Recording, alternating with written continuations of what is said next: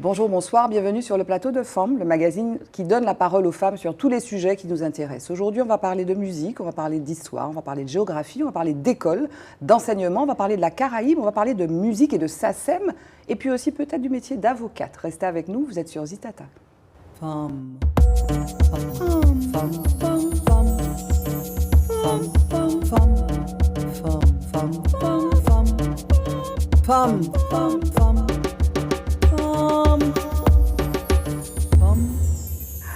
Merci d'être avec nous. Alors, c'est la première émission de l'année. Je vais vous souhaiter une très belle année 2022. Nos meilleurs vœux pour 2022. Comme ça rime, je pense que ça va bien coller.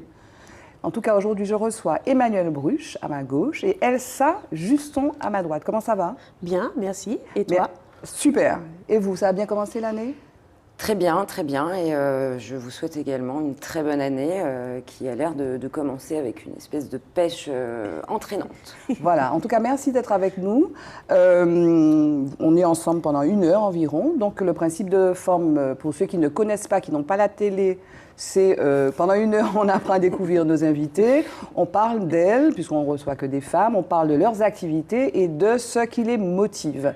Mais je vais vous laisser vous présenter, Emmanuelle. Emmanuelle Bruch, donc je suis déléguée régionale de la SACEM depuis peu.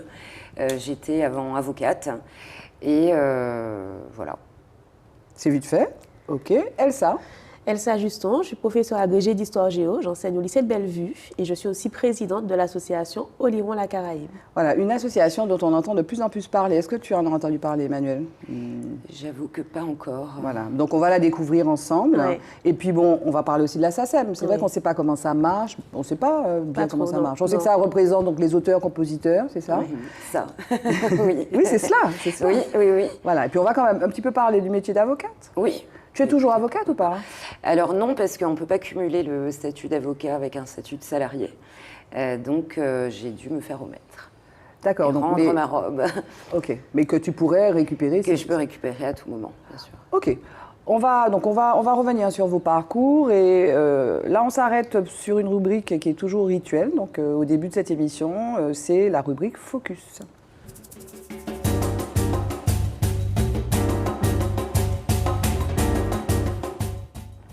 Alors, dans la rubrique Focus, on va parler... Enfin, je préfère qu'on regarde la vidéo. C'est une bande-annonce d'un film qui s'appelle Rose, qui a été réalisé par Aurélie Saada, qui est membre d'un groupe de musique. Alors, je ne savais pas qu'elle faisait des films. C'est son premier long-métrage. On regarde la vidéo et puis après, on en parle juste après. Maman, tu décroches? Non, toujours pas. Les Juifs dans le deuil ont une étrange habitude, ils arrachent un peu de leurs vêtements. Il va falloir apprendre à vivre avec la déchirure. Ça va pas du tout, maman, là. Faut peut-être qu'elle aille voir un psy. Un psy? Non. On lui prend une femme de ménage. C'est très bien. Et vous faites quoi dans la vie? Je suis veuve.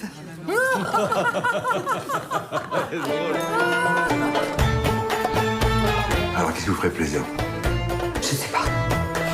T'occuper de toi. Quoi, m'occuper de moi? À quoi ça sert de prendre soin de moi à mon âge? Moi, je vous trouve très bien, très belle. Bonjour, madame, est-ce que je peux vous aider? Mais pourquoi vous parlez comme ça? Je vous entends très bien. Mais où tu vas avec ce maquillage aussi? Qu'est-ce que t'as en ce moment? Le dernier homme qui m'a dragué, c'était mon mari. Ton vœu le plus cher, tout de suite maintenant. Baiser. Ok. Emmène-moi aux Galeries Lafayette. C'est papa qui te manque, hein? Moi aussi, il me manque.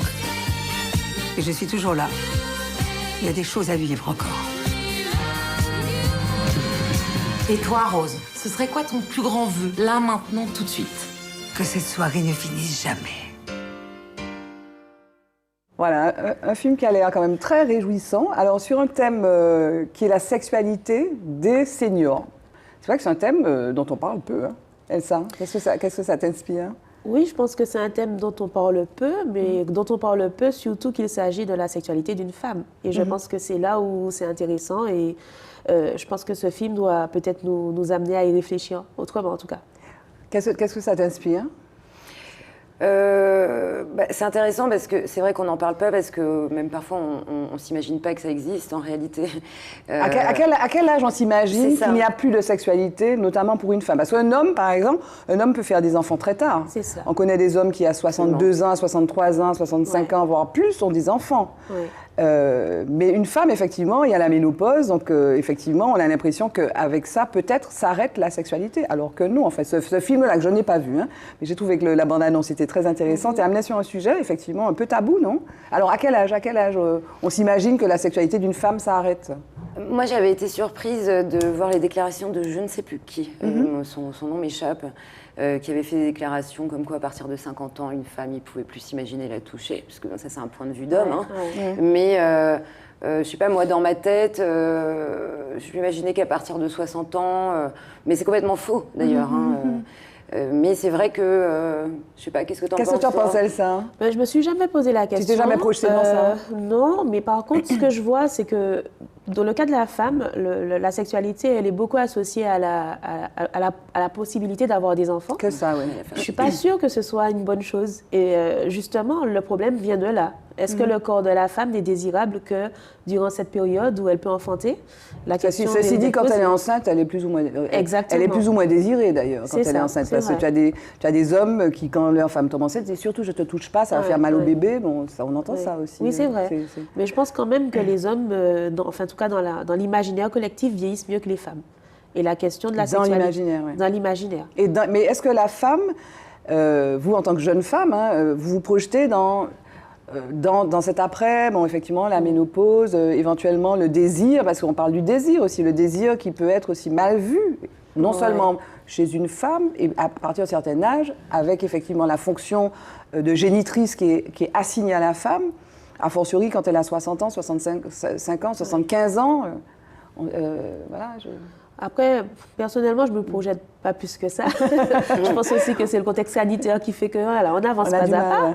Maintenant, je pense que les choses changent et que le plaisir aujourd'hui, il est assumé, les femmes s'assument et c'est tant mieux si, même en ayant atteint un certain âge, qu'on continue à le faire.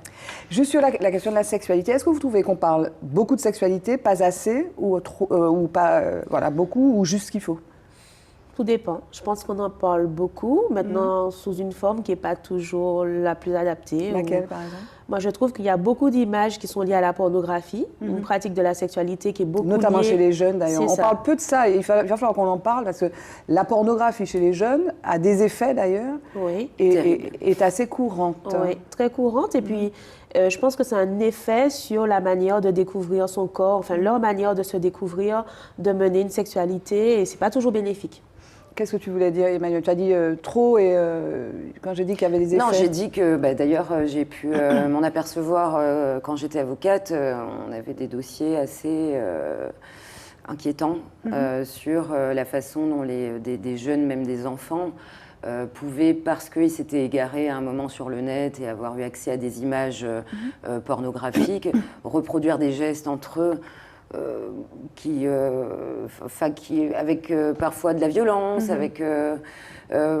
moi, ce qui m'interpellait également juste avant, c'est que on parle de sexualité, mais on ne parle pas beaucoup de désir, en fait. C'est ça. Parce que dans la problématique du désir, quand une femme vieillit, il y a une espèce de, comment dire, de prêt-à-penser, où même nous, en tant que femmes, on se dit, mais après la ménopause, je n'aurai plus, moi, de désir. C'est pas je serai plus désirée, c'est moi, je n'aurai plus envie de désir. Voilà, j'aurais plus de désir, j'aurais plus de libido.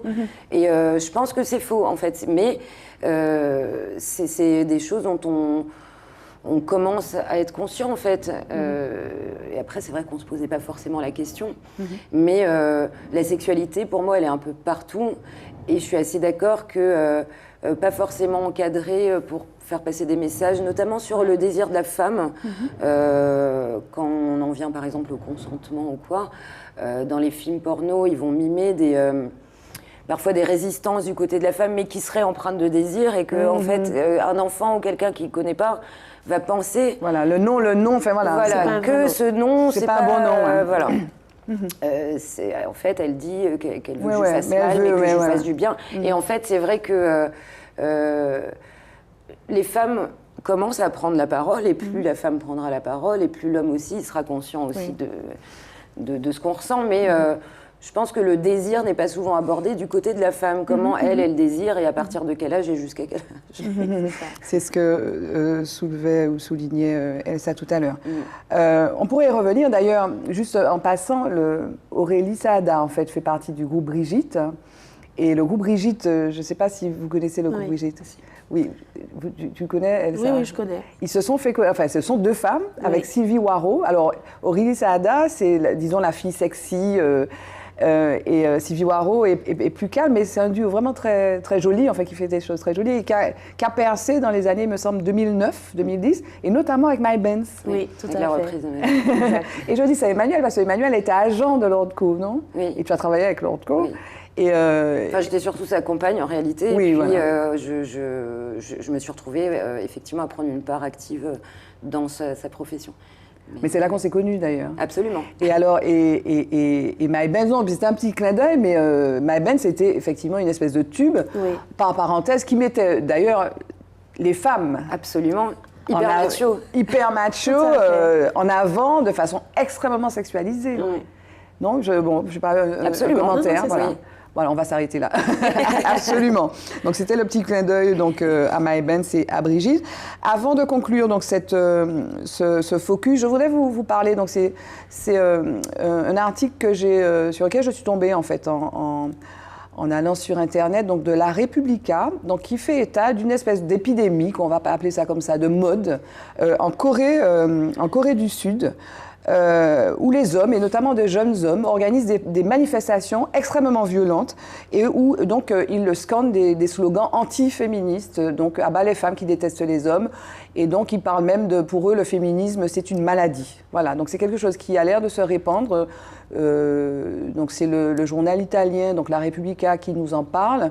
Et j'en profite d'ailleurs pour dire que bon, quand je fais des recherches sur Internet, des fois je tombe sur des choses, mais je ne ramasse pas tout, quoi. C'est-à-dire que je source et je fais attention à sourcer l'info. Et moi, je privilégie d'abord les sites d'information professionnels. Donc là, il se trouve que c'est un site italien, mais ça aurait pu être un site allemand, même si je ne parle pas allemand, mais bon, on le traduit, ou un site anglais ou français. Voilà, donc c'est important. Et comme j'ai une enseignante sur le plateau, j'insiste pour dire aux enfants que c'est extrêmement important d'aller à la source, de voir si ça se recoupe, etc. Et j'ai quand même retrouvé l'info. Donc bon, c'est quand même un fait qui est assez grave. Donc ces hommes, on a l'impression que depuis MeToo, on est dans une espèce... Est-ce qu'on n'a pas atteint la guerre des sexes, là? Question grave. J'espère pas. Après, je pense que c'est une question qui est complexe, mais qui révèle aussi les bouleversements de nos sociétés. Finalement, la place de la femme, elle est en train de changer, bon gré, mal gré. Et certains hommes ont du mal à l'accepter, c'est vrai, et à surtout se situer par rapport à la femme dans un contexte où elle prend de plus en plus de place. Alors, est-ce que le féminisme, c'est être contre les hommes? Pas forcément, c'est sûr, mais s'il est pensé comme ça, c'est que ça révèle quand même une certaine manière de percevoir la femme. Emmanuel? Moi, je trouve qu'en tant que femme, on vit un moment extraordinaire de l'histoire, un bouleversement même. Notre génération, on a une liberté en tant que femme qu'on n'a jamais eue avant. L'homme a du mal à se situer dans tout ça aujourd'hui. Je pense que c'est très compliqué. En tout cas, dans nos sociétés. Oui, dans nos sociétés. Et c'est vrai que, comme tout bouleversement, il y a des extrémismes. Moi, par exemple, j'ai jamais été adepte de la cause féministe à fond et tout. Ça m'a toujours un peu dérangée. Où j'ai certaines copines, dont une que tu connais très bien, avec qui parfois on a des discussions là-dessus où on n'est pas d'accord. Je pense qu'il faut laisser aussi sa place à l'homme. Et je ne suis pas étonnée qu'aujourd'hui, il puisse y avoir des extrêmes comme ça qui, eux, ont l'impression de subir une situation. On sort quand même de... Excusez-moi si je parle trop, ça c'est le côté avocat, mais... Non, jusqu'à maintenant, tu as été... non, tu n'as pas beaucoup parlé, très sage, je trouve. Mais on sort quand même de je sais pas, centaines d'années où les hommes avaient à leur disposition, entre guillemets, un être humain qui était la femme. Voilà, oui, mais avec... C'était normal. Hein. D'un coup, moi d'ailleurs, je suis plus ça dans la génération de ma mère, mais les femmes se sont rebellées, entre guillemets, elles ont obtenu des droits. nous, ça nous paraît normal, notre génération. Les hommes, ils s'adaptent, mais il faut trouver le bon dialogue, quoi. C'est compliqué pour eux. C'est compliqué pour eux, d'avoir une femme, et même nous, en tant que femmes, de situer, mais d'avoir une femme qui dit, mais en fait, je n'ai pas besoin de toi. Je suis indépendante financièrement. Si je pense ça, tu n'es pas d'accord, eh ben, je m'en fiche. Voilà. Et avant, quand même les femmes, elles s'exprimaient même pas sur leurs opinions. Mais aujourd'hui, c'est pas effectivement, je n'ai pas besoin de toi. Mais bon, je m'assume, tu t'assumes, et là, on peut se rencontrer. Absolument. Et là, c'est là peut-être qu'on peut commencer à construire vraiment une relation extrêmement riche. Mais il faut déconstruire, effectivement, ces rapports de domination qui perdurent, quoi. Des liens qui étaient d'ailleurs un peu malsains, parce que finalement, rien que de dire j'ai pas besoin de toi, mais en fait, l'amour et partager une vie et des projets avec quelqu'un, c'est pas avoir besoin de l'autre, c'est d'évoluer avec lui. Donc on est peut-être en train d'aller vers ça. Ceci dit, certains comportements de jeunes femmes contredisent un petit peu ces choses-là aussi. Je pense qu'il y a surtout le poids des traditions qui est important, et la place qu'occupent des femmes dans des sociétés données explique ces difficultés aujourd'hui pour les hommes d'assumer. Mais pour les femmes aussi, parce que toutes les femmes ne sont pas prêtes non plus à être indépendantes et à s'assumer et à entrer dans une société différente. On continue, là on va rentrer dans vos parcours juste après ce jingle.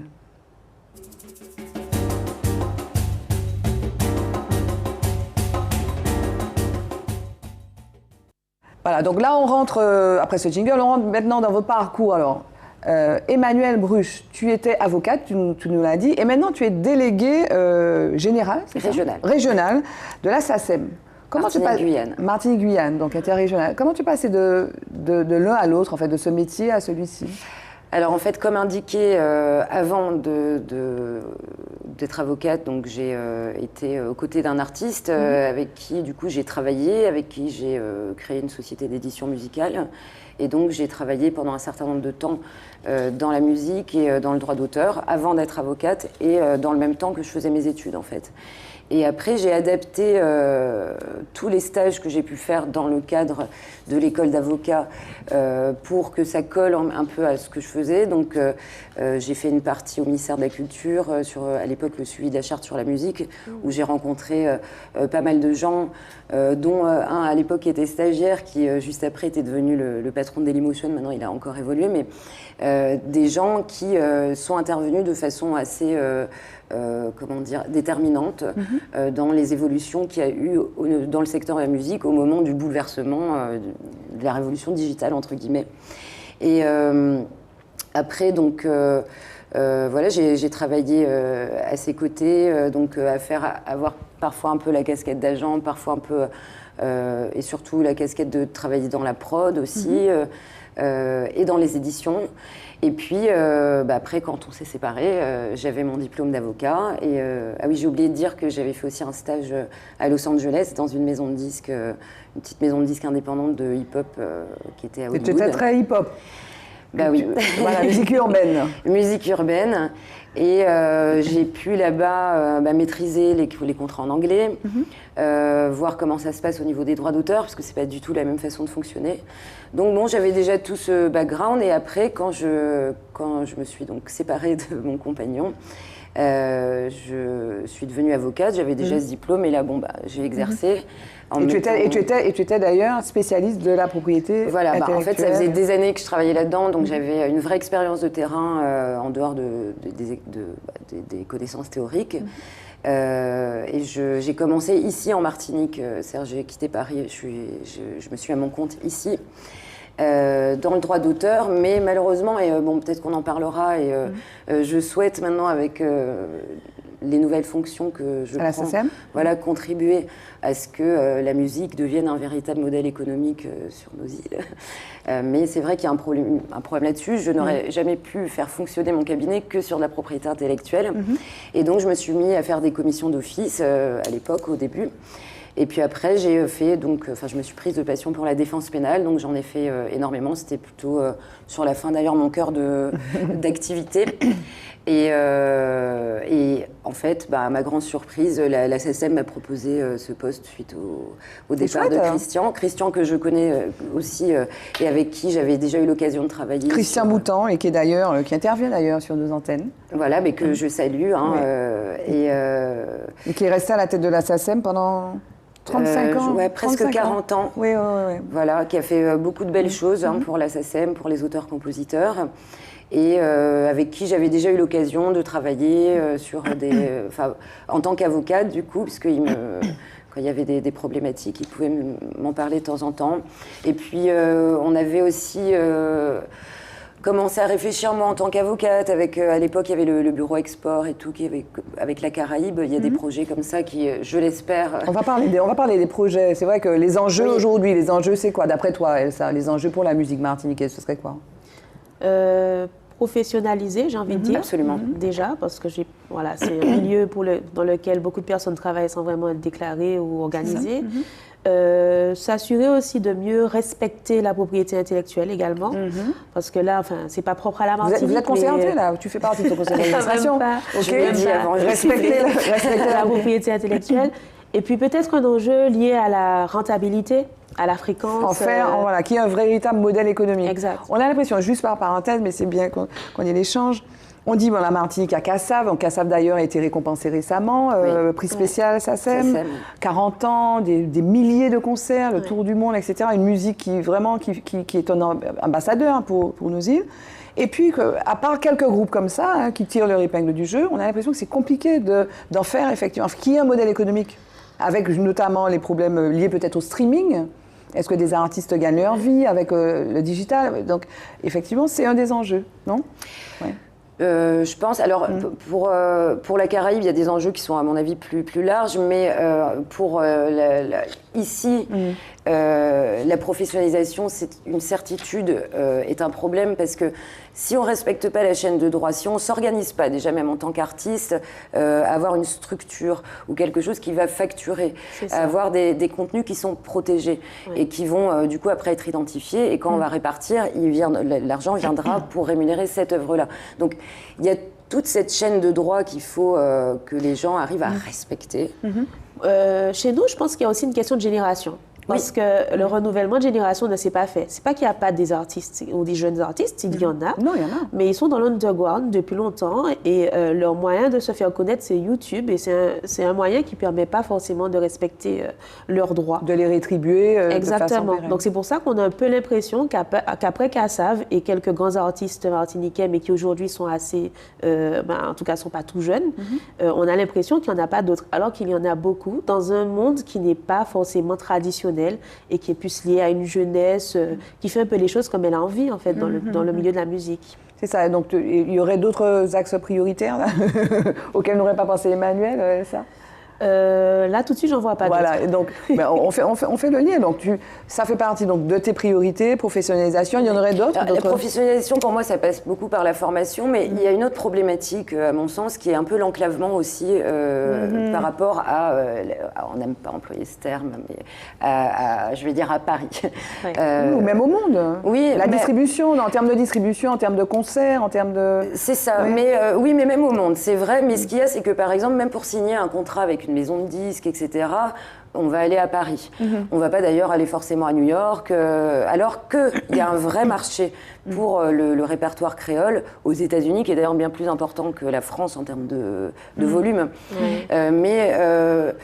Ça, c'est une problématique quand même importante, mais qui, mine de rien, il ne faut pas croire, mais par exemple, la SACEM s'est positionnée en premier là-dessus pour négocier un système de rémunération de ce qui passe sur YouTube. Et les artistes, les auteurs-compositeurs, en tout cas, sont rémunérés sur ce qui passe sur YouTube. Mais il y a une problématique qui existe chez tous les artistes, et ce n'est pas particulier ici, c'est je veux promouvoir mon œuvre. Donc, je vais me dépêcher de créer un contenu sans faire un contrat, sans dire qui a quoi, etc. Je vais me dépêcher de le mettre en ligne. Et admettons, il y a un énorme buzz, allez, ça fait 1 million de vues et tout, il y a des sous. c'est à qui, je facture comment, etc. Donc, parce que quand même, c'est une richesse et c'est un pas énorme d'avoir YouTube. Parce qu'un artiste qui fait le buzz sur YouTube, ça n'existait pas avant. Il fallait qu'il aille supplier des radios pour passer à la radio. Excuse-moi, je t'interromps 2 secondes, Emmanuel. Donc, il fait le buzz, ça lui fait sa com. Mais même s'il est déclaré, etc., il faut qu'il fasse un paquet de vues pour pouvoir gagner un petit peu d'argent. Oui, bien sûr. Mais auteur ou bien juste compositeur, tu gagnes des clopinettes. Hein. Bien sûr, mais il y a quand même encore des gens qui ne pensent pas aux rémunérations et qui pensent juste à être exposés médiatiquement. Et c'est un problématique qu'on trouvait déjà à l'époque en télé ou en radio. Hein. Il y a des radios qui disent « Non, mais moi, je leur fais de la pub, pourquoi je vais payer les droits d'auteur ?» Vous voyez donc...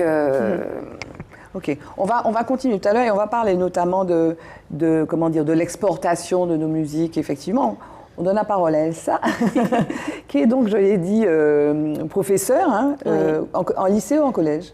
Alors, en lycée, mais en post-bac, c'est-à-dire que j'enseigne à des BTS. D'accord. Et donc, tu as agrégé d'histoire géo? Oui. Et tu es en train de faire ta thèse, ou tu es en train de réfléchir à... Voilà, j'ai réfléchi. Et j'ai l'impression, ces derniers mois, que les avocats aussi sont très sollicités, mais que les professeurs d'histoire ou que les historiens... Toi, tu dis que tu es professeur d'histoire, tu n'es pas historienne, donc tu vas me dire la différence, mais que c'est un métier où ce sont des gens qui sont extrêmement sollicités en Martinique ces derniers mois. Oui, c'est sûr. J'ai l'impression que vous êtes vraiment... c'est le blockbuster des métiers, quoi. Alors, j'ai envie de dire qu'on a une demande sociale à retardement, parce qu'en France hexagonale, on avait à peu près la même chose vers 2007, avec plein d'enjeux autour de l'histoire, d'enseignement de l'histoire. Et chez nous, c'est depuis 2020, effectivement, on a cette demande sociale qui est très forte avec des enjeux qu'on connaît. Maintenant, moi, je suis professeure d'histoire géo et j'y tiens. C'est quoi la différence donc, entre historienne et puis... En fait, il y a les métiers de l'éducation nationale, donc des enseignants qui sont devant élèves et qui ont un CAPES ou une agrégation. Et puis, il y a le métier d'historien qui est, lui, rattaché à une université, à un laboratoire de recherche et qui utilise les archives pour pouvoir produire un certain nombre de contenus. Certains professeurs enseignants en collège ou au lycée sont aussi historiens, chercheurs, inscrits dans un laboratoire. L'un n'empêche pas l'autre, mais par contre, il ne suffit pas d'avoir fait quelques années d'études d'histoire pour se dire historien. Pour moi, il y a une nuance et une humilité à avoir. Il y a des gens qui font un peu d'usurpation d'identité? Il y en a quelques-uns, je trouve, qui se mettent un peu trop en avant sur l'étiquette d'historien sans l'être vraiment, sans avoir fait de recherche et parfois même sans avoir fait des études d'histoire. Donc c'est assez problématique. C'est un petit peu embêtant, ça. Voilà. Mais c'est pas propre à la Martinique, hein. C'est assez général. Mais tu sais d'où ça vient, à mon avis? Moi, en tant que journaliste, tu sais, quand tu as besoin d'éclairer un fait, tu vas, j'appelle un tel et tout, tu ne sais pas, toi. C'est ça. Le type te dit qu'il est historien ou elle est historienne, tu dis, monsieur est historien, elle est historienne. Il faut avoir cette humilité, comme tu dis, de dire mais non, je ne suis pas historienne, je n'ai pas étudié la question, on va voir un tel qui a étudié la question. C'est ça. Et puis même quand on est historien, on n'est pas spécialiste de tout non plus. Le propre de l'historien, c'est d'avoir choisi un sujet et d'avoir produit, soutenu une thèse et surtout avoir été reconnu par ses pairs, parce que ça aussi, ce processus-là est important. Parfois, on n'a pas soutenu de thèse, mais on est reconnu par ses pairs comme étant quelqu'un qui a fait avancer une question et qui a publié sur la question. Et donc, on est spécialiste de la question, pas de toute l'histoire de France ou de la Martinique. Et je pense que voilà, ce sont des aspects... l'histoire, c'est complexe. Et donc, les enjeux que l'on connaît aujourd'hui en Martinique révèlent cette complexité. Qui est liée effectivement à une période, à un peu l'identité aussi. Oui, tout à fait. Tu ressens ça, Emmanuel? Tu as ressenti? Enfin, j'invente rien. Ça déborde partout, sur les réseaux sociaux depuis 2020. Moi, j'avais pensé qu'on avait régler cette question. Alors moi, j'ai eu la chance d'intervenir en tant qu'avocate sur un procès à Paris qui concernait le tag de la statue de Colbert. Ah oui. Et j'ai eu la chance, moi, d'être invitée pour plaider aux côtés de Maître Germani, Maître Tacita et Maître... On va le retrouver tout à l'heure. Oui, c'est une femme extraordinaire, ça va me revenir. Et c'était surprenant, je dois dire, de voir que le procureur de la République à Paris, l'avocat de la partie civile qui était donc l'Assemblée nationale, découvrait que Colbert avait rédigé le Code noir. Et ce qu'il y a, c'est que oui, je pense qu'on ressent, même en tant qu'avocat, moi je faisais partie de la défense d'ailleurs, des personnes qui étaient en demande simplement d'une forme de justice dans la lecture des choses et des symboles qu'on met en avant. Et c'est vrai qu'il y a des choses qu'on ne sait pas et que du coup, il y a beaucoup d'interrogations. Mais en même temps, effectivement, bon, j'ai envie de dire, l'histoire, c'est une matière vivante. Oui. Les historiens découvrent au fur et à mesure des choses. Bon, Oui. Colbert, il ne pouvait pas ne pas savoir quand même. 1785, ok. Je veux dire, il n'y a même pas besoin d'être historien. Mais est-ce que alors, sur le thème de l'esclavage, puisqu'on parle de ça, hein, de cette partie de la colonisation, est-ce que l'enjeu, donc on a vu que la loi Taubira de 2001 a permis de faire avancer quand même ces questions-là. Oui. Donc, reconnaissance de crimes contre l'humanité, c'est la première fois qu'un pays, et la France est le premier pays à reconnaître la traite, l'esclavage comme des crimes contre l'humanité. Après, certains autres pays ont emboîté un peu le pas.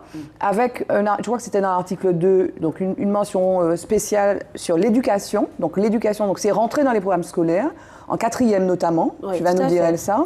Alléluia. Moi, à l'époque, j'ai travaillé sur la flamme de l'égalité, Oui. un concours qui a été mis en place par la ministre des Outre-mer, Georges Paul-Angevin, qui est un concours national, un petit peu comme le concours sur la déportation. Tout à fait, la résistance. La résistance, magnifique concours, donc il fait avancer les choses. Mais c'est long, quoi. On a l'impression. Et puis il y a le 10 mai aussi. Le 10 mai qui est la journée nationale des mémoires. Oui. Sauf que l'enjeu, la question est un peu longue, hein, je suis désolée. Il n'y a pas de souci. Est-ce que précisément, c'est pas que cette histoire-là arrive dans les manuels scolaires de tous les Français, pas seulement des Martiniquais, des Guadeloupéens, à ce qu'on appelle les Outre-mer, hein? Non, je vais dire évidemment. Mais c'est ça l'enjeu, mais pourquoi ça n'avance pas, ça? Pourquoi Alors, c'est une question qui est très, très complexe. Moi, ce que je peux dire, c'est qu'effectivement, la loi Taubira a permis de faire avancer les choses et elle a fait rentrer ces questions dans les programmes et dans les manuels. Au national, ça y est. Maintenant, il y a une différence entre les manuels tels qu'ils sont publiés et l'enseignement tel qu'il est mené dans la classe. Ça, ce sont deux choses différentes. Et donc, charge au professeur, en fait, d'accorder une place conséquente à ces questions-là. Et ça, on ne peut pas s'en assurer. La liberté pédagogique fait que le programme, c'est le cadre. Maintenant, la mise en œuvre est dans la main des enseignants. Et c'est vrai que, voilà, au niveau national, il y a parce que moi, je ne choses. savais pas ça. L'enseignant peut. Oui. Il peut aller, si moi par exemple j'aurais voulu qu'on me parle des Tamouls, par exemple, mon père m'a parlé des Tamouls parce que ses grands-parents étaient Tamouls, l'ont élevé une partie de sa vie, on m'a jamais parlé des Tamouls. Les royaumes africains, j'aurais bien aimé qu'on me parle des royaumes africains. Est-ce qu'on parle des royaumes africains? Et tu me dis que le prof a quand même cette liberté-là. Il y a un cadre, mais on a la liberté. Mais on a une marge de progression, on a une marge d'action en fonction de la thématique. C'est-à-dire que lorsqu'on démarre avec des 4e, la question de la traite négrière, du commerce triangulaire, on peut très bien prendre le point de départ sur un royaume africain pour expliquer qu'il y avait une civilisation, qu'il y avait une vie avant l'arrivée des Européens et la mise en place de ce commerce-là. Il y a une marge de manœuvre. Maintenant, on ne peut pas tout faire, c'est sûr. Et puis, il faut être formé aussi. Parce que tu vas pas voilà. raconter n'importe quoi. Tu vois, et c'est là que peut-être que l'historien et l'université ou les universités ont leur rôle à jouer pour dire allons éclairer cette partie-là. Et parce qu'il faut des supports. Les enseignants ont besoin de support, tu vois, des fiches qui disent voilà Dahomey, etc., etc. Et c'est là le problème, parce que aussi bien sur nos régions Caraïbes que sur le continent africain, il y a des manques. On a besoin de personnes pour éclairer certaines thématiques, des publications, parce qu'il faut savoir que le champ de la recherche en histoire dans les Antilles françaises, il est récent. Très, très récent par rapport à d'autres champs de l'Hexagone. Il n'y a pas si longtemps que ça qu'on est identifié comme étant un champ particulier. Et donc, il y a encore besoin d'une jeunesse, de chercheurs pour renouveler. Il y en a, hein, je ne veux pas dire qu'il n'y en a pas, mais je veux dire qu'il y a quand même certaines périodes, certaines thématiques qui sont encore méconnues. Et même si des historiens publient, ça reste souvent dans le milieu un peu fermé de l'université. C'est vrai qu'il faut, en fait, il y a une espèce de gap, il y a un pont à faire, effectivement, entre l'université et la vulgarisation, donc les enfants et le grand public aussi. Ça peut passer par plein de supports, en fait. La télévision peut jouer ce rôle-là aussi. Oui, une fois que les historiens ont travaillé. Bien sûr. Après, il faut peut-être inciter les historiens peut-être à aller, selon la demande précisément, aller vers tel ou tel... Après, c'est pas forcément... Enfin, tous les historiens ne sont pas non plus médiatisés, ne souhaitent pas forcément l'être. Parce que le métier d'historien, c'est avant tout un métier... au contact des sources et des contenus et pas forcément un métier de transmission et de vulgarisation, même si certains historiens sont professeurs, mais d'autres ne le sont pas du tout. Et donc, c'est aussi pour ça que qu'Oliron à la Caraïbe existe. On va y venir. Moi, j'ai senti quand même il y avait une forme d'injustice, en fait, tu sais, dans les événements qui se sont produits en 2020, à l'égard des historiens. Parce qu'on aurait pu, moi je dis, on aurait pu, par exemple, s'agissant des statuts, avoir trouvé un lieu pour les mettre, pour expliquer, pour dire Colbert, pour dire Joséphine, pour dire ceci. Mais à l'égard des historiens, moi j'ai trouvé ça assez injuste.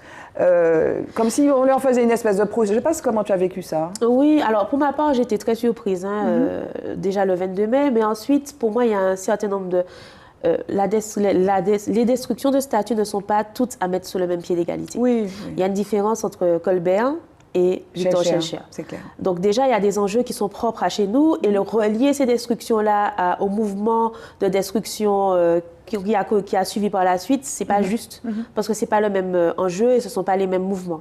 Maintenant, c'est vrai que ça a permis de montrer à quel point certains aspects de l'histoire étaient méconnus et mal compris et que moi j'ai un peu le sentiment qu'on s'est un peu arrêté aux années 70 dans la manière de percevoir l'enseignement de l'histoire. Beaucoup de personnes projettent ce qu'elles ont connu en tant qu'élèves et qui n'est pas la réalité du terrain aujourd'hui. Et donc, notre rôle à nous, professeurs d'histoire géo, c'est de montrer que les choses ont bougé largement et qu'on n'enseigne pas du tout les mêmes choses et qu'on ne donnait pas tant de place que ça à Victor Schœlcher dans l'abolition de l'esclavage en Martinique, de toutes les manières. Donc, du coup, pour moi, il y avait un décalage certain entre cette réalité-là que je pratique. Et puis une rhétorique. Et c'est ça, une rhétorique qui est militante et voire indépendantiste, qui est utilisée certainement à des fins précis mais qui n'est pas... c'est pas la réalité du terrain. En fait, il y a une instrumentalisation de l'histoire, en fait. C'est ça. Une orientation, une politisation. Je pose la question à l'avocate. L'avocate aurait tendance à dire quand même, moi je parle simplement, même en tant que quelqu'un qui a grandi ici, on revient quand même de loin. Moi je me rappelle, au CP, je devais être la seule blanche de la classe et on nous parlait des Romains et des Gaulois et les gens se battaient pour dire non, moi j'étais Romain, moi j'étais Gaulois. On m'avait envoyé chez la directrice parce que j'avais dit mais non, il y avait l'esclavage. On n'en parlait pas. Aujourd'hui, on est face à une douleur qui est une douleur de mémoire, j'ai l'impression. Une douleur de mémoire. Voilà, mais qui est pas apaisée parce que il y a, je trouve, tout le monde ne se sent pas concerné par ce crime contre l'humanité. Et souvent, on a des réactions. Oh, ça va. Non, ça ne va pas parce que justement, on n'a pas assez ce devoir de mémoire et on est dans le flou. Je veux dire, quelqu'un qui, moi je vais pas dire mon âge, mais quand j'étais petite, c'était il y a quand même un certain moment. Aujourd'hui, on en parle, mais sur Victor Schœlcher, je veux dire, détruire une statue, c'est jamais bon, mais en même temps, c'est un indicateur d'une souffrance. Non, mais ce que dit. Non, mais parce qu'on a eu, même dans le cadre de ce procès, ça a duré des heures, beaucoup d'échanges même. Ce qu'il y a, c'est que il y a un moment où il faut une vérité. Et quand on a l'impression qu'on nous ment, quand on a l'impression que, par exemple, on aurait présenté Victor Schœlcher comme un grand libérateur alors qu'il aurait fait des compromis pour obtenir cette libération et qu'on oublie simplement de dire ça. Après, je sais pas c'est si l'histoire en même temps. Mais ça, c'est l'histoire. C'est pas juste. Je sais pas si c'est vrai. Mais c'est vrai. Mais je veux dire, les historiens, non. Mais là, précisément. Non, mais il faut se mettre à la place des gens, des jeunes précisément qui disent on nous a menti. Alors, en fait, ils ont un besoin d'histoire. Non, Emmanuel, non. Là, je suis pas d'accord avec toi. C'est exactement ce qu'elle a dit. Là, je ne suis pas d'accord avec ça. Les historiens, par rapport à Schœlcher, et moi je te dis... Mais justement, moi je ne dis pas que c'est vrai. Je dis que c'est ce qui s'est dit. Oui, mais il faut arriver à un moment où tu dis non. Par exemple, s'agissant de Schœlcher, moi je ne suis pas spécialiste, il suffit d'aller... Tu as accès au texte de Schœlcher. Tu as de Lépine qui, lors de je ne sais plus quelle commémoration, c'était le 100e anniversaire, je ne sais quoi, qui a fait un magnifique texte. C'est un historien quand même qui compte. À Schœlcher, attends. Non, mais j'entends ce que tu dis, mais il faut... Non, mais attends, je précise ma pensée. Parce que ce que je veux dire, c'est pas ce que je pense moi. Oui, j'ai compris. Je me place dans la peau d'un jeune qui a un besoin d'histoire, qui a un besoin de mémoire, qui a besoin de reconnaissance dans ses douleurs et qui va tout mélanger. Et on fait aujourd'hui dire tout et n'importe quoi dans les réseaux, un texte sur Schœlcher ou un texte sur X, Y ou Z. Et moi, je me dis simplement, si le jeune ou si cette partie de la population qui a soif de justice, en fait, en réalité, n'a pas les bonnes informations... Voilà. Mais Elsa t'a répondu, Elsa t'a dit qu'il y a une dichotomie entre cette impression-là qui est survalorisée, qui est surmédiatisée avec les réseaux sociaux, qui change la donne. Les réseaux sociaux changent tout. Et ce qui se passe sur le terrain. Mais ce qui se passe sur le terrain, c'est ce qu'elle t'a dit. En fait, pour moi, les événements et les destructions des statues, notamment de Victor Schœlcher, parce que pour les autres statues, c'est différent, mais pour les statues de Victor Schœlcher, ce 22 mai 2020, en réalité, c'était pas Schœlcher qui était visé, c'était la France, c'était l'État français. Oui, voilà. C'est ça. Et donc ensuite, nous, évidemment, on va apporter un éclairage historique, expliquer les choses, mais avant tout, c'était une attaque politique. Il faut lui donner la mesure qui est la sienne. Maintenant, d'un point de vue historique, quand on interroge les spécialistes, ceux qui ont produit et travaillé sur le personnage de Victor Schœlcher, on voit qu'en fait, les choses n'étaient pas aussi simples que l'on croit, qu'on ne le croit. Oui. Et donc, en fait, ça révèle une certaine méconnaissance de l'histoire politique de la France hexagonale à ce moment-là, parce que c'est bien ça l'enjeu. Maintenant, ça ne s'oppose pas, il n'y a pas d'opposition à avoir entre l'abolition en France grâce à Victor Schœlcher et l'abolition ici arrachée par les esclaves. Et alors là, ça va nous intéresser. Ce qui est intéressant aussi, c'est cette espèce de frise mondiale aussi. Ouais. Et c'est ça aussi la façon d'enseigner. Exact. Parce qu'il y a aussi un biais. Enfin, moi je le dis, moi je ressens ça en tant que Martiniquaise. On a l'impression qu'on est seul au monde. Oui. 1848, c'est les esclaves, mais c'est toute l'Europe. C'est toute l'Europe qui se révolte, les peuples, on parle des printemps des peuples, c'est ça. J'ai appris ça parce que ma fille l'a appris l'année dernière à l'école. Donc si je l'ai appris, je l'avais oublié. Oui. Mais il faut replacer ça et c'est une façon aussi d'aborder l'histoire aujourd'hui qui est nouvelle, cette espèce de vision un peu globale. Absolument, l'histoire globale a vraiment renouvelé et d'ailleurs c'est en lien avec la loi Taubira, justement. Elle a renouvelé cette manière d'enseigner. Bien sûr, c'est parti de la recherche, mais ce qui est intéressant aussi, quand on parle de l'esclavage, c'est de replacer dans le contexte caribéen, parce que finalement, il y a un certain nombre de révoltes qui ont émaillé quasiment toute la période, avec pour coin d'orgue la Révolution haïtienne. Et donc, à partir de là, l'esclavage, la traite n'était pas du tout pareil. Les colons savaient très bien qu'il y avait une contestation de plus en plus vive. Et donc, l'abolition de l'esclavage arrive dans un contexte où, en fait, on va abolir pour préserver la colonie. On abolit, oui, mais le système colonial, lui, ne bouge pas. Et c'est une concession pour continuer à fonctionner en colonisation. C'est comme ça, en fait, qu'on enseigne à nos élèves et que l'on explique que 1848, c'est la liberté pour les esclaves, mais ce n'est pas du tout de la fin de la colonisation. On a un système politique et un système de contraintes qui perdurent d'une autre manière. Et donc, finalement, là, c'est mon côté un peu plus géographe qui parle. Le prolongement de la colonisation, c'est le capitalisme, c'est la mondialisation et c'est donc l'ouverture des frontières. Le modèle lié à la colonisation, c'est tout simplement insufflé ou c'est transformé en une interdépendance mondiale d'un point de vue économique et politique. Et donc pour moi, voilà, c'est le capitalisme, c'est bien le capitalisme qui est dans la colonisation. Et une fois qu'on a compris ça, on comprend pourquoi aujourd'hui, il n'est pas vraiment juste de dire qu'on est en colonie Martinique. Non, on est dans un système capitaliste mondial. Et donc les dominants de l'époque et les dominés d'aujourd'hui sont les mêmes ici, mais ce n'est pas le cas dans les autres colonies françaises où il y a toujours des dominants et des dominés autrement.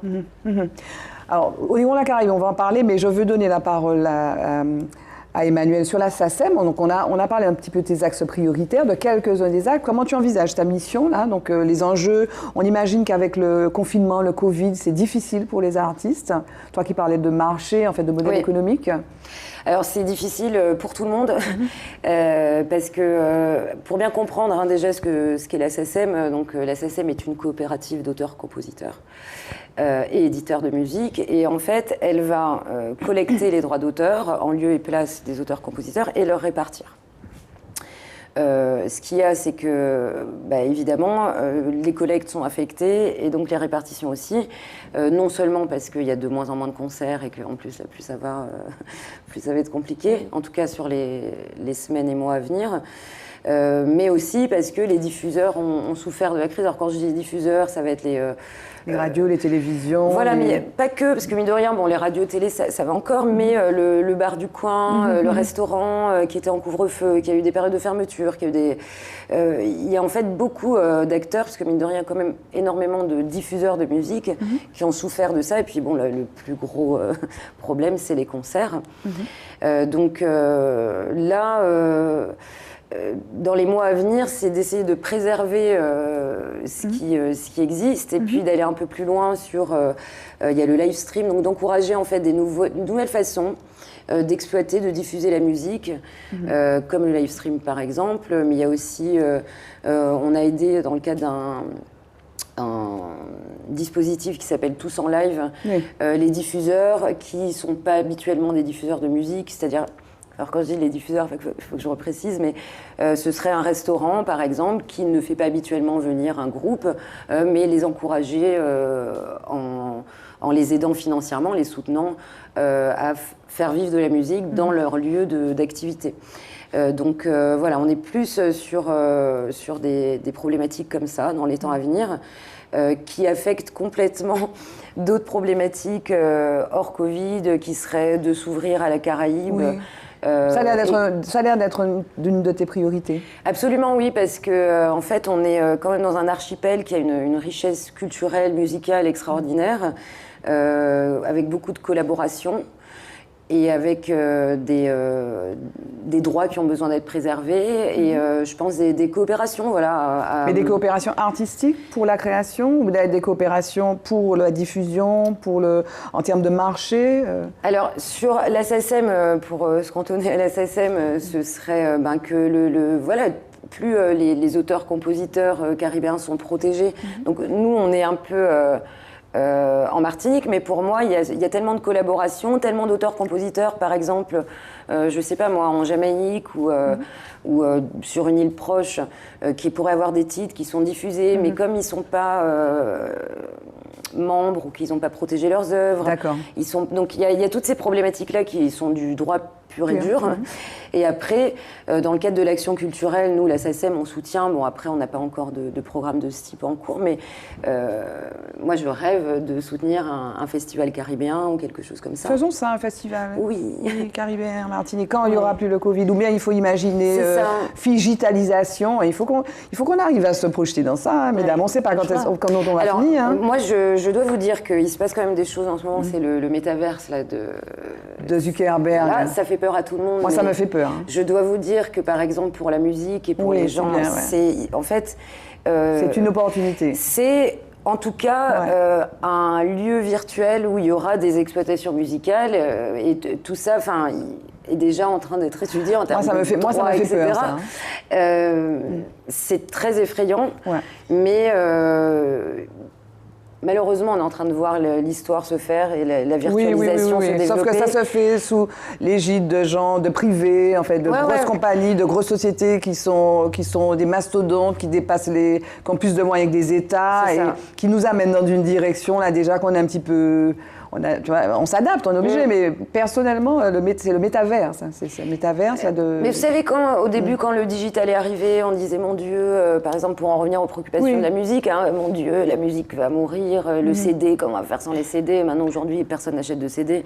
Mais pas avec les vinyles, ça revient. J'ai vu qu'en 2020, il y a eu de belles ventes de vinyles, 4,5 millions de vinyles en France. Absolument. Avec de bons résultats. Oui. Les chiffres, en tout cas, du syndicat national de l'édition phonographique sont assez bons en France. Absolument. En Martinique, peut-être que c'est un peu plus... Non mais voilà, vous allez avoir des gens qui vont aller dans la métaverse et puis d'autres qui vont continuer à aller dans leur jardin. Hein. Je pense qu'il n'y a pas de problème. En fait, faut pas... c'est sûr que c'est effrayant, mais en tout cas, à chaque nouveauté comme ça, il faut penser aussi aux droits qu'il y a derrière, etc. Oui, c'est ça.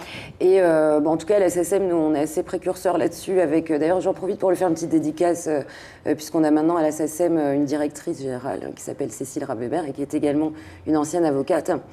Et qui est donc une femme pour la première fois aussi à la SACEM. Et qui est celle qui a... piloter tous les contrats avec YouTube, Facebook, etc. et qui a positionné la SACEM en leader à ce niveau-là. Et du coup, voilà, je pense qu'il faut être conscient qu'il y a des choses qui meurent, il y a des choses qui se recréent. Et que dans la musique, de toute façon, on en a besoin. Et on continuera de vivre avec. Et nous, la SACEM, on continuera de négocier les droits pour nos auteurs-compositeurs. Un petit mot, donc, il reste peu de temps, en fait. On a beaucoup parlé de... Mais en même temps, on est dans le vif du sujet. Hein. Pardon, faut pas arrêter d'avocat. Non, mais au début, elle n'a pas parlé, puis maintenant, non. Mais très bien. Oliron la Caraïbe, donc on est au cœur du sujet qu'on a abordé. C'est vulgarisation, entre guillemets, c'est faire savoir, et puis décentrer un peu le regard. Exactement. Déjà, rappeler que Oliron la Caraïbe, ça veut dire autour de la Caraïbe, en créole. Et donc, c'est notre, on va dire, notre point d'ancrage.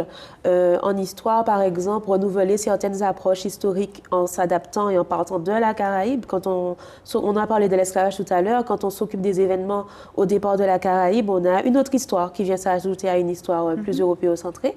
Et puis aussi s'ouvrir d'un point de vue géographique, parce que on a l'impression que c'est moins au cœur d'une demande sociale. La géographie, ça n'a pas l'air de trop poser question, sauf que moi, ça m'interpelle quand même d'avoir des jeunes qui sont sur une île des Petites Antilles et qui ne connaissent pas leurs voisins et qui ne savent pas forcément les situer, qui n'ont pas d'ouverture culturelle. Et donc, quand on parle de géographie, on parle aussi de cela. On parle aussi du rapport avec la France. D'un point de vue économique, comment dirais-je, cette importance des liens économiques avec la France qui empêche et qui ne permettent pas forcément des échanges économiques avec ses voisins. Donc il y a des enjeux, notamment de puissance d'un point de vue géopolitique également dans le bassin, notamment avec la présence de la Chine également dans beaucoup de territoires caribéens, notamment des Grandes Antilles. Donc voilà, c'est s'intéresser à toutes ces questions-là, même liées à la démographie. Chaque année, on voit que la population diminue. Pourquoi? Quels enjeux? Enfin, voilà. Juste, en passant, comme tu parles de ce thème-là, démographie, c'est des évolutions qui sont comparables absolument. Dans les autres îles. Exactement. Ça baisse. Alors, on a une moins baisse, que nous, mais beaucoup moins, et beaucoup moins centré sur une génération. Chez nous, on a vraiment, on va dire, les 25-35 ans, on a une tranche qui interroge beaucoup, avec une forte déséquilibre entre hommes et femmes sur cette tranche-là, pas sur le reste, pas globalement. Mais on a des enjeux qui sont quand même importants en termes de départ de jeunes. Et puis maintenant, aussi de baisse de naissance, vieillissement, et puis maintenant, baisse de la natalité. Exact. Pour la première fois en 2020, on a eu plus de décès tout à fait, que de naissances. 3580 décès, 3523 naissances, il absolument. me semble. Première fois. Et solde naturel bien sûr. Négatif. Donc, c'est des enjeux. Donc, au Lion-la-Caraïbe, c'est une association avec une soixantaine de professeurs d'histoire. Alors, une soixantaine de membres, parce que tout le monde peut devenir membre. On n'est pas du tout... c'est pas une association de profs pour les profs, c'est bien une association tournée vers le grand public. Moi, je suis allée, j'ai eu la chance d'aller assister à une projection d'un film que vous avez fait sur Frantz Fanon. Oui, tout à fait. Donc, c'est un film qui raconte qui était Frantz Fanon. Et c'était très intéressant. Et il y avait plein de gens dans la salle. Oui, tout à fait. Et vous faites des podcasts Des podcasts, des vidéos, d'autres types d'événements, type une université populaire qu'on appelle l'université au Lion-la-Caraïbe, où voilà, on enseigne à des gens en utilisant les outils de visioconférence. Eh bien, on propose un week-end de cours sur des thématiques variées à des personnes. Vraiment, on est ouvert. On a beaucoup de membres qui sont membres pour soutenir, pour nous aider à financer. Et puis, on a une quinzaine de professeurs d'histoire géo actifs qui produisent les contenus, dont certains font de la recherche aussi. Je ne t'ai pas demandé ça. C'est quoi ton thème de prédilection? Alors, moi, je suis géographe de formation, même si j'aime beaucoup l'histoire antillaise. Et je travaille principalement, en tout cas, je suis intéressée beaucoup sur les questions liées au patrimoine et à la patrimonialisation. Donc, tous les enjeux d'acteurs autour de la construction d'un objet de patrimoine, d'un point de vue de géographe et de tourisme, bien sûr. D'accord. Il faudra te réinviter pour que tu nous en dises un peu plus, parce que c'est un peu technique. Oui, avant de conclure, on a encore une dernière rubrique. Quel est l'homme qui vous a le plus influencé? Question rituelle de cette émission, Emmanuel. L'homme. L'homme. Qui t'a le plus influencé? Mais je veux dire, dans ma vie ou dans ta vie, ou ça peut être un homme, ça peut être une icône, ça peut être quelqu'un de ta famille. Beaucoup de gens qui disent mon père, ou des gens qui disent je sais pas, ou il n'y a pas d'homme, enfin bon. J'allais dire ma mère, mais c'est pas un homme. Non, moi, en charnière dans ma vie, en homme, j'ai envie de dire Bob Marley, parce que en fait, déjà j'ai appris l'anglais avec ses textes. Et je crois que je connais toutes ses chansons par cœur. Wow. Et la philosophie de Bob Marley, je la trouve assez extraordinaire. Et donc, dans ma vision du monde, je pense qu'elle m'a influencée. Emancipate yourself from mental slavery. None but ourselves can free our mind. I have no fear from atomic energy. Voilà. Quel est l'homme qui t'a le plus influencé? Je ne serai pas originale. Mon père d'abord et tous les autres hommes de ma famille en réalité, tous mes oncles en particulier, parce qu'ils ont tous en commun d'être des travailleurs acharnés. Moi, je viens d'un milieu rural. Je les ai vus tous travailler. De quelle commune? Alors moi, je viens du Marigot, même si la majorité de ma famille est à Sainte-Marie, du côté de ma mère. Et c'est vrai qu'ils ont tous en commun cette importance pour le travail bien fait. Et mon père en particulier m'a toujours poussé à faire des études, ce que lui, il n'a pas eu la chance d'avoir. Petit jingle, le mot de la femme. Après, c'est fini.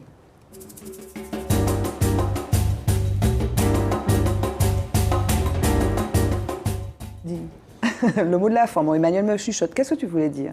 Le mot de la fin. Donc, c'est le mot de la fin. Tu as le droit de dire ce que tu veux. Quelque chose que tu aurais oublié de dire?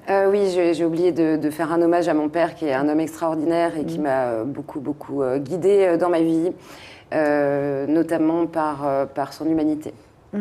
Et ce sera ton mot de la fin? Non, parce que en fait, je m'en veux de pas avoir pensé à lui tout de suite. Oui, mais c'est pas grave. Mon mot de la fin, il serait plutôt tourné vers l'espoir. Déjà, je trouve qu'on a eu une conversation passionnante. Ouais. Voilà, c'est une émission de femmes. Je trouve que voilà, notre génération, j'ai déjà dit tout à l'heure, a beaucoup de chance. Et je suis heureuse, moi, d'être une femme aujourd'hui et de pouvoir faire avancer les choses dans ce monde qui avant était réservé aux hommes dans l'action.